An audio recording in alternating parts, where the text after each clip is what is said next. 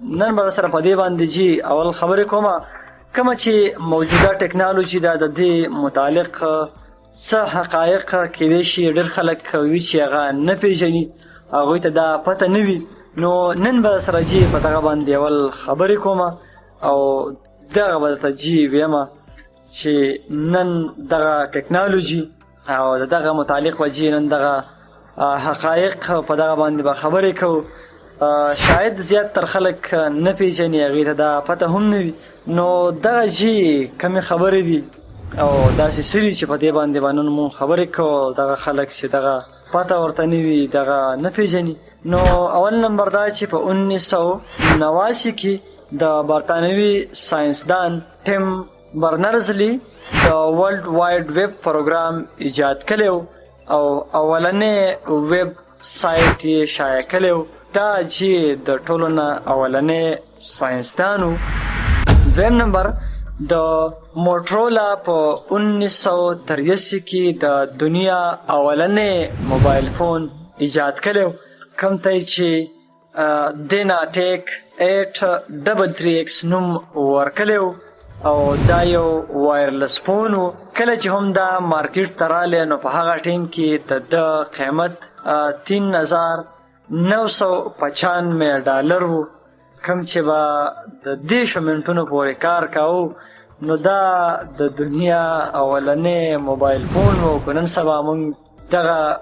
موبایل فون ته وګورو نو نن سبا خو څومره دور هغه ډېر زیات ایډوانس شوی دی ټکنالوژي ډېره زیاته مخکې تللې ده اوس خو سمارټ فون دي نو دا د دنیا اولنی هغه فون و چې دا ایجاد شوی و هسې هغې وخت خلکو به هم استعمال کړی وي او هغې به وایي چې دا وګوره دنیا ایجاد دی او دا به داسې کېږي او نن جی سمارټ فون دی نو د دې نه تاسو اندازه ولګوئ چې دنیا به د دې نه مخکې څومره ایډوانس کېږي د دې نه مخکې دا سمارټ فون نه به خوا پسې څه راځي نو دا خو پته نشته چې دا خو به هله پته لګي چې کله ایجاد شي خو دا به بیا هغه دور وي چې راروان نسلونه راروان خلک به په دې باندې خبرې کوي چې داسې یو دور و چې په هغه وخت کې به خلکو سمارټ فون استعمالولی که زموږ وخت به یادوي خو موږ اوس د هغه خلکو خبرې کوو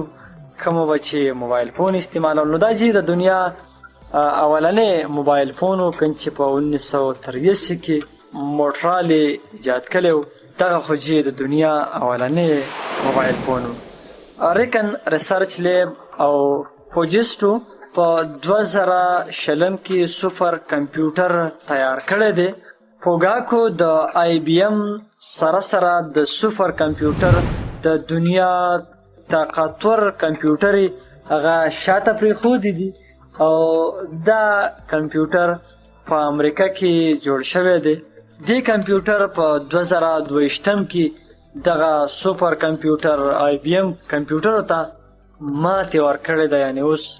داسې یو کمپیوټر جوړ شوی دی څنګه چې ما وختره موبایل فون خبره وکړله چې اوس هغه د سمارټ فون دی نو دغه شانتي یو نوی کمپیوټر دغه 2020 کې تیار کړی شوی دی او په 2022 کې هغه سوپر کمپیوټر دغه شانتي IBM کومې چې طاقتور کمپیوټر دی نو هغې شاته پرېښودي